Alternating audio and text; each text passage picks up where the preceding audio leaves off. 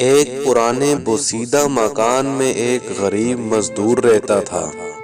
مکان کیا تھا، بس آثار قدیمہ کا کھنڈر ہی تھا۔ غریب مزدور جب سرے شام گھر لوٹتا، اس کی بیوی معصومیت سے کہتی، اب تو گھر کا دروازہ لگا دیں، کب تک اس پردے کے پیچھے رہنا پڑے گا۔ اور ہاں، اب تو پردہ بھی پرانا ہو کر پھٹ گیا ہے، مجھے خوف ہے کہ کہیں چور ہی گھر میں نہ گھس جائے۔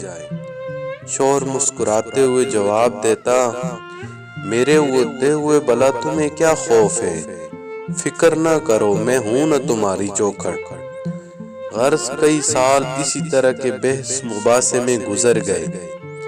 ایک دن بیوی نے انتہائی اصرار کیا کہ گھر کا دروازہ لگوا دو۔ بالآخر شوہر کو ہار ماننا پڑی اور اس نے ایک اچھا سا دروازہ لگوا دیا۔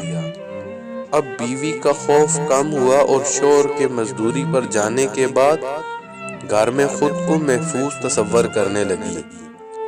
ابھی کچھ سال گزرے تھے کہ اچانک شوہر کا انتقال ہو گیا اور گھر کا چراغ بجھ گیا۔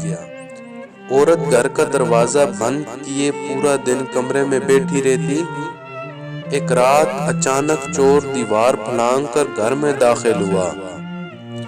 اس کے کودنے کی آواز پر عورت کی آنکھ کھل گئی۔ اس نے شور مچایا، محلے کے لوگ آ گئے اور چور کو پکڑ لیا۔ جب دیکھا تو معلوم ہوا کہ وہ چور تو پڑوسی ہے۔ اس وقت عورت کو احساس ہوا کہ چور کے آنے میں اصل رکاوٹ دروازہ نہیں، میرا شوہر تھا۔ اس چوکھٹ سے زیادہ مضبوط وہ چوکھٹ یعنی شوہر تھی۔